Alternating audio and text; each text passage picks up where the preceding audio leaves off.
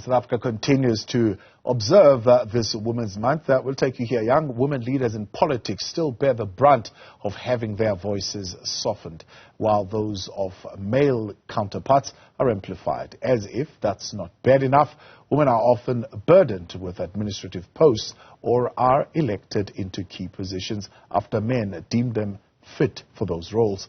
Newzroom Afrika's senior politics reporter Ziyanda Ngcobo spoke to two women who shared their struggles about having to break the glass ceiling in politics. The ANC describes itself as the leader of society, yet the former liberation movement has not painted itself in glory when it comes to allowing women equal representation in top leadership structures. Despite boasting a 50-50 zebra approach as outlined in its constitution, only one woman was elected in the top 5 leadership at the recently concluded regional and provincial elective conferences. Not quite a glowing endorsement of women leaders in its ranks. But this won't stop young women leaders within the governing party from challenging the status quo. We want no less than 50% representation in all structures, in all platforms, including your top 6s and your top 5s, etc., etc.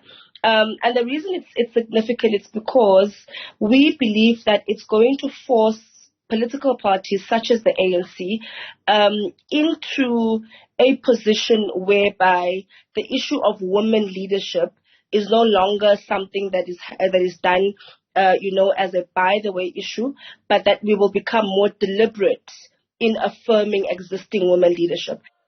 Mhlauli adds that despite the efforts of the 1956 generation that marched to the union buildings, women not just in the ANC continue to fight against chauvinism and being seen as less than their male counterparts.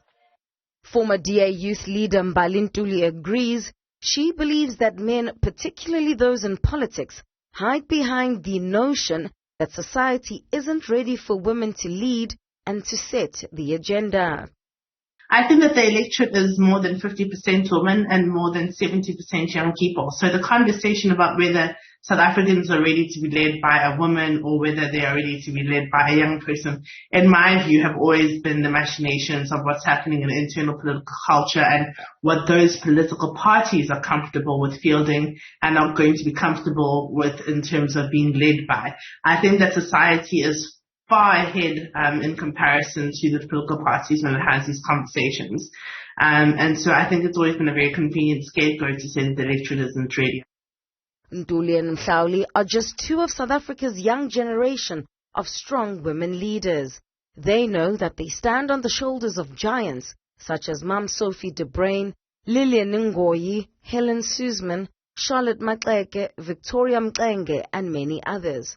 They are also aware of their own legacies and the work that rests on their shoulders to advance the plight of women, not just in politics, but society in general.